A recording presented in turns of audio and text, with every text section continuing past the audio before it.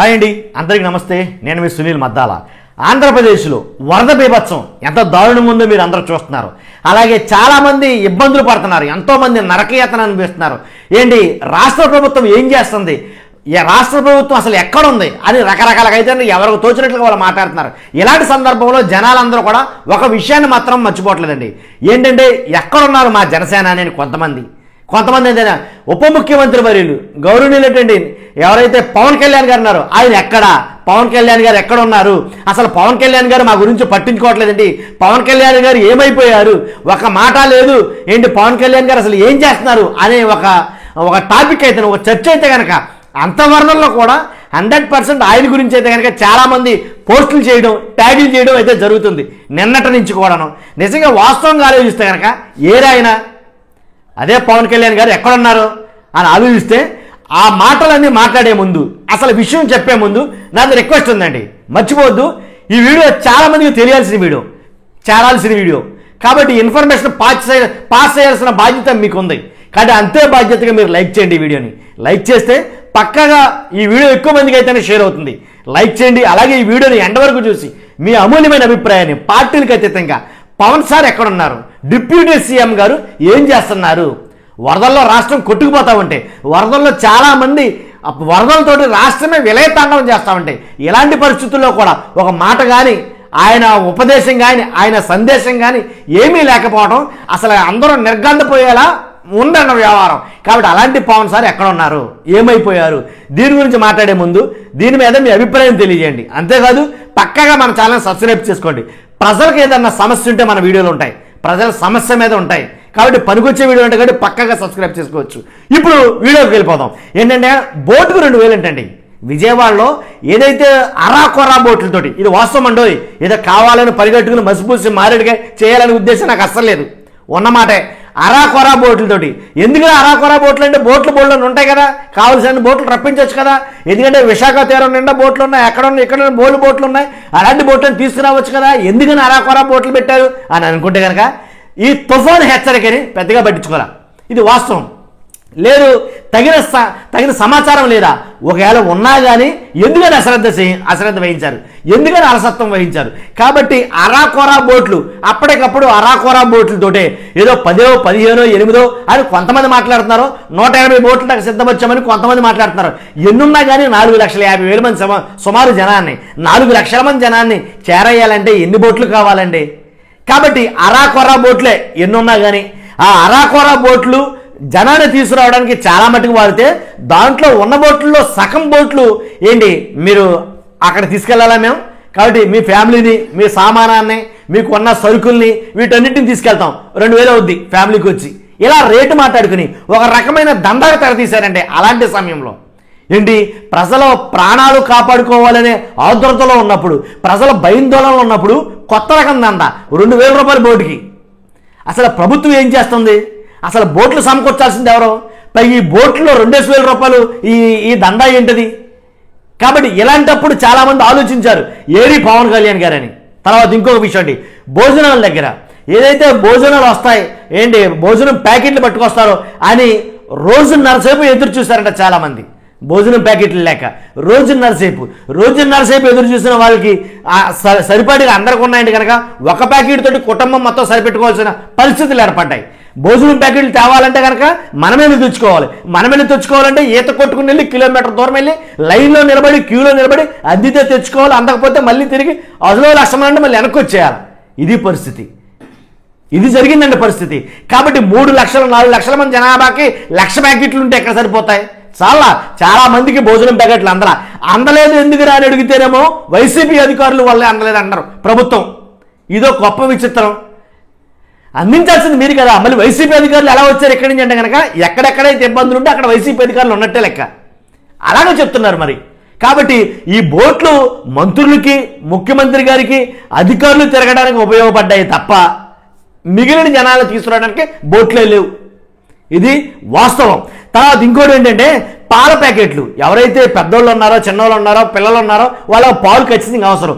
పాల ప్యాకెట్ల కోసం అని చెప్పి పాల ప్యాకెట్లు పంపిణీ చేస్తున్నామని 1, 2 మనిషికి ఇచ్చి ఏంటి మ్యాక్సిమం అన్నీ కూడా పాల వ్యాన్లతో వచ్చిన వ్యాన్లు కూడా చాలా మట్టుకు అమ్ముకున్నారు అన్న మాట నేనంటాం కాదు, అక్కడ ఉన్న ప్రజలే చెప్తున్నారు.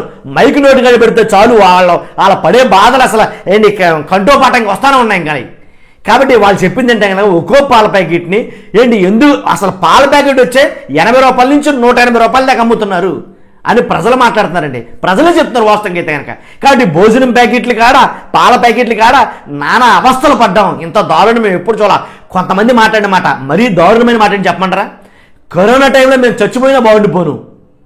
కొంతమంది మాట్లాడిన మాటలు కరోనా టైంలో మేము చచ్చిపోయినా బాగుండిపోను, కాబట్టి ఈ కర్మ మాకు లేకుండా పోను. 2 రోజుల నుంచి మాకు కనీసం తాగడానికి పచ్చి మంచినీళ్ళు లేవు, పాలు లేవు, నీళ్ళు లేవు, అన్నం లేదు, ఏమీ లేదు. ఎలా బతికేది మేము? 1.5 రోజుల పాటు మేము అలాగ నరకం చూసాం మేము అనేది కొంతమంది ప్రజలు అసలు గొళ్ళుని ఏడుతూ చెప్తున్నారు. చాలామంది మరి ఆ వీడియోలు చూస్తున్నారో లేదో తెలియదు. కానీ తర్వాత అలాంటప్పుడు అడుగుతున్నారండి, ఏరి పవన్ కళ్యాణ్ గారు ఊరూరా తిరిగారు కదా, మైకులతో ఓదరు కొట్టేశారు కదా, నేనున్నాను, నేను చూసుకుంటాను, నాది హామీ గ్యారంటీ చేశారు కదా. కాబట్టి ఏరి పవన్ కళ్యాణ్ గారని మనం మామూలు కాదు, ప్రతి ఒక్కరూ అడగటమే. ట్విట్టర్లో చూస్తే ట్విట్టర్ భూమ్ బద్దలైందని చెప్పాలా, ట్విట్టర్ మొత్తం షేక్ అయిందని చెప్పాలా. ఎలా అంటే ఒకటే ట్యాగ్, పవన్ కళ్యాణ్ గారు ఏరి, కనీసం సందేశం లేదు, మాట లేదు, ఆయన లేరు, ఏమైపోయారు? ఎక్కడికి ఇతర దేశాలు వెళ్ళారా? విదేశాల్లో ఉన్నారా? లేకపోతే పుట్టినరోజు వేడుకలు ఏమన్నా జరుపుకుంటున్నారా?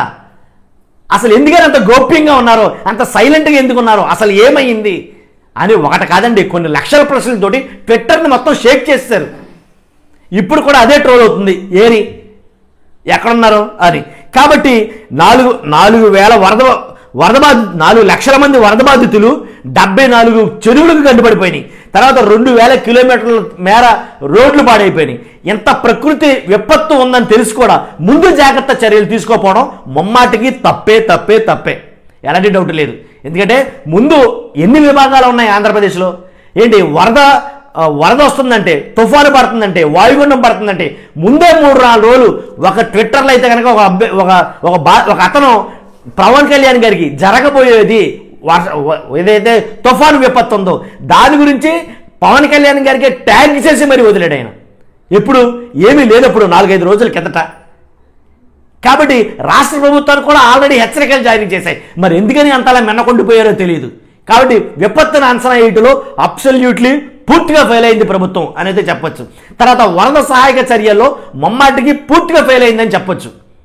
కాబట్టి రానున్న రోజుల్లో దీన్ని గుణపాఠంగా తీసుకోవాలి ప్రభుత్వం. నేను అనేది ఏంటంటే దీన్ని గుణపాఠంగా తీసుకుని ఏదైతే సహాయక చర్యలు చేయాలనుకున్నామో వాటన్నిటిని త్వరితగతిన చేయాలి. నిజమండి, వాస్తవం కూడా. కాబట్టి ఇలాంటి సమయాల్లో ఎలాంటి ముఖ్యమంత్రులు ఉంటే గనక, ఎలాంటి ఉప ముఖ్యమంత్రులు ఉంటే గనక, పవన్ కళ్యాణ్ గారే ఉంటే కనుక వాళ్ళ జన సైనికులకి ఆదేశం ఇవ్వాలి కదా, సందేశం పంపాలి కదా. జన సైనికులు ఎక్కడున్నా సరే, జనసేన అభిమానులు ఎక్కడున్నా సరే, జనసేన కార్యకర్తలు ఎక్కడున్నా సరే ఖచ్చితంగా ప్రజల్లోకి వెళ్ళండి. ప్రజల్లోకి వెళ్ళి మీరు మీ సేవలు అందించండి అని చెప్తారు కదా. చెప్పలేదేంటి? ఏమైపోయారు?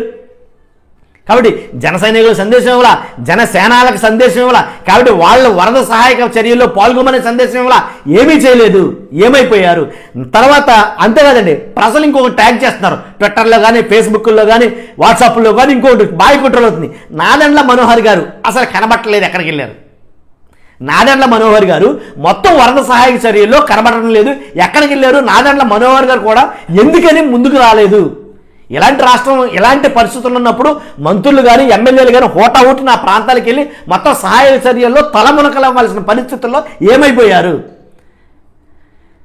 అయితే లోకేష్ గారు, చంద్రబాబు నాయుడు గారి కంటే పాపం ఆయన ఇల్లే మునిగిపోయింది కాబట్టి కొంచెం ఇబ్బందుల్లో ఉన్నారు వాళ్ళు. కాబట్టి ఆయన నడవడం కూడా మన తప్పలేదు. అయినా మంగళగిరిలో ఆయన చాలా మట్టుకు ఆయన చేతనైనంత వరకు మంగళగిరిలో తిరిగి పర్యటించి మళ్ళీ సాయంకాలం పడుకోవడానికి హైదరాబాద్ స్పెషల్ ఫ్లైట్లో వెళ్ళిపోయారు. నేను ఆ గొడవ చెప్పదలుచుకోవాలా. కాబట్టి రాష్ట్రం మొత్తం కూడా ఆ విజయవాడ వైపే చూసింది, దేశం మొత్తం కూడా. కాబట్టి విజయవాడలో జరుగుతున్న విధ్వంసం ఏదైతే వరద విధ్వంసం జరిగిందో దాని మీద మ్యాక్సిమం అందరూ కూడా దాని మీద దృష్టి పెట్టారు. అలాంటి టైంలో మా జనసేన అధినేత గారు లేకపోవడం చాలా బాధాకరమైన విషయం. నిజంగాను ఆయన మాట కానీ, ఆయన కనిపించకపోవడం కానీ చాలా బాధాకరమైన విషయం. ఆయన ఆదేశాలు కూడా లేకపోవడం ఇంకా బాధాకరమైన విషయం. ఖచ్చితంగా మర్చిపోదు, నేను మాట్లాడిన మాటల్లో వాస్తవం ఉందనిపిస్తే కనుక, నిజం ఉందనిపిస్తే, నిజాయితీగా ఉన్నాయనిపిస్తే మాత్రం ఖచ్చితంగా లైక్ చేయండి, మర్చిపోద్దు. ఎందుకంటే లైక్ చేయడం ద్వారానే ఇది ఎక్కువ మందికి షేర్ అవుతుంది. ఇది మీ బాధ్యతగా భావించండి. కొత్త వాళ్ళైతే కనుక పక్కగా సబ్స్క్రైబ్ చేయండి మన ఛానల్ని, దాంట్లో ఎలాంటి డౌట్ లేదు. ప్రజలకు ఉపయోగపడే వీడియోలే దాంట్లో ఎలాంటి డౌట్ లేదు. అలాంటి వీడియోలే మీ ముందుకు తీసుకొస్తాను. పక్కాగా ఈ వీడియోని షేర్ చేయండి అబ్బా, అది నేను చెప్పేది. Thank you very much.